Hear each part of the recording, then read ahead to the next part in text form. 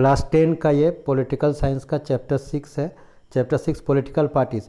क्योंकि चैप्टर 1-2 का जो हम लोग ऑलरेडी एक्स्ट्रा जो नोट्स था और एक्स्ट्रा क्वेश्चन दोनों डाल चुके हैं। 3 जो था पीरियोडिक असेसमेंट में आएगा, लेकिन पीरियोडिक असेसमेंट फर्स्ट हुआ नहीं आपका। जो चैप्टर 4 है वो बोर्ड में आना था, लेकिन लॉकडाउन के चलते वो सिलेबस से हट गया है। चैप्टर 5 जो आपका पीरियोडिक असेसमेंट 2 जो है उसके लिए दिया है, इंटरनल असेसमेंट के लिए। तो चैप्टर 5 बोर्ड में नहीं आएगा, तो बोर्ड के सिलसिले हम जो ये वीडियो बना रहे नोट्स है ये बोर्ड के सिलसिले से है। तो ये जो है चैप्टर 6 अब जो बोर्ड में आएगा, चैप्टर 1, चैप्टर 2 और चैप्टर 6, उसका फिर 7 और 8 है। तो चैप्टर 6 में हम लोग हैं, ये नोट्स है कि इसको नोट्स दिया हुआ है कि पॉलिटिकल पार्टी किसको कहते हैं। जैसे राजनीतिक दल, जैसे आज रूलिंग पार्टी जैसे अगर देश में है तो आज Bharatiya Janata party ruling party है। तो अगर इसको हम देखेंगे, की पॉइंट देखेंगे, तो पॉलिटिकल पार्टी क्या चीज़ है, तो ये एक ग्रुप दल है। अब political party is a group of people who come together to contest election, कि बहुत सारे व्यक्तियों का एक समूह है जो एक साथ आके चुनाव लड़ता है और जो सरकार का जो पावर है वो अपने पास रखता है। पॉलिटिकल पार्टी से जो अगर होता है पॉलिटिकल पार्टी का, तो एक कंपोनेंट्स होता है किसी भी चीज़ का। अगर कोई भी चीज़ आप देखेंगे तो कंपोनेंट्स होता है कि उसको किस किस चीज़ से बना है पॉलिटिकल पार्टी। तो पहले तो एक लीडर होता है, लीडरशिप होता है, फिर उसका मेंबर होता है और एक उसका फॉलोअर होता है। तो यानी जो जैसे आज Bharatiya Janata party ruling party है, तो अगर उसका बात करते हैं या अपोजिशन में कांग्रेस पार्टी है, तो दोनों में एक पार्टी लीडरशिप होगा।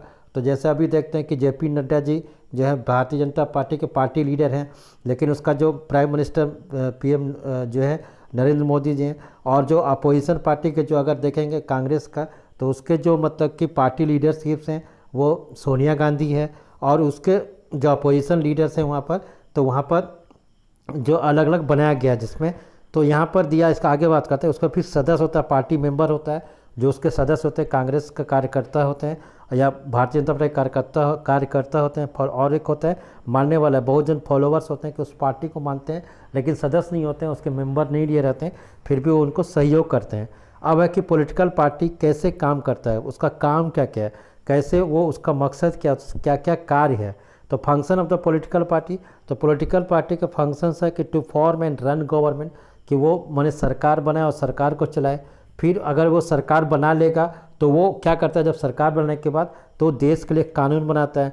जैसे अगर अभी करंट देखेंगे तो आर्टिकल 370 को जैसे लिफ्ट कर दिया गया, हटा दिया गया, तो एक कानून बनाया, इसी तरह का कानून बनता है। फिर टू कम्पिटिटिव इन इलेक्शन, फिर जब आता है चुनाव तो चुनाव लड़ता है। और रोल ऑफ अपोजिशन, अगर वो मतलब कि एक पॉलिटिकल पार्टी में हो सकता है कि अगर वो सत्ता में भी रह सकता है, रूलिंग पार्टी भी रह सकता है और अपोजिशन पार्टी भी रह सकता है। तो रूलिंग पार्टी जब रहेगा तो वो माने कि सत्ता में है, वो माने कि सरकार बनाएगा, अगर वो नहीं आता है तो अपोजिशन पार्टी रहेगा। और इसी तरह से वो माने जो पॉलिटिकल पार्टी है, पब्लिक का जो ओपिनियन है, व्यू है, उसके अनुसार वो काम करता है।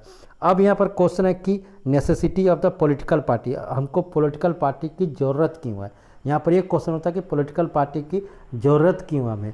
तो सबसे पहले मैं आपको ये बता दूं कि अगर हो सकता है कि जैसे ये क्वेश्चन उठ सकता है कि क्या कोई एक आदमी अगर वो किसी पार्टी का तो प्राइम मिनिस्टर हो सकता है, या कोई व्यक्ति जो इंडिपेंडेंट है, कोई इंडिपेंडेंट खड़ा है, वो प्राइम मिनिस्टर या चीफ मिनिस्टर हो सकता है।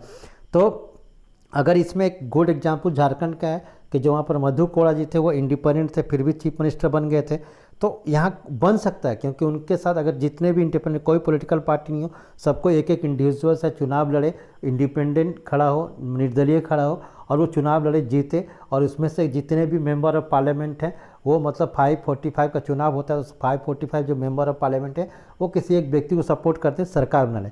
लेकिन इसमें क्या है कि अब कोई पार्टी नहीं है तो सब अपने बारे में सोचेगा, सब अपने जो कॉन्स्टिट्यूंसी है, दल, संसद है, संसदीय क्षेत्र है, उसके बारे में सोचेगा। तो इसलिए हम लोग को पॉलिटिकल पार्टी ज़रूरत है, necessity of the political parties. तो इंपॉर्टेंस ऑफ रिप्रेजेंटेटिव डेमोक्रेसी, कि लोकतांत्रिक जो एक रिप्रेजेंटेटिव होना चाहिए, तो उसमें एक डेमोक्रेसी में ज़रूरी है।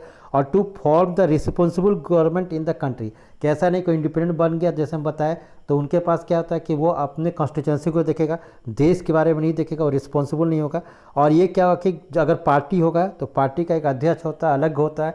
जैसे प्राइम मिनिस्टर पीएम मोदी है, नरेंद्र मोदी जी हैं, तो वहाँ पर जो आप देखेंगे पार्टी है का जो अध्यक्ष है जेपी नड्डा जी हैं, तो वो उसको पॉलिसी को जो पार्टी अध्यक्ष को चेक करता है, मतलब उसको रोकता है कुछ गलत होने से, to support and restrain the government policy.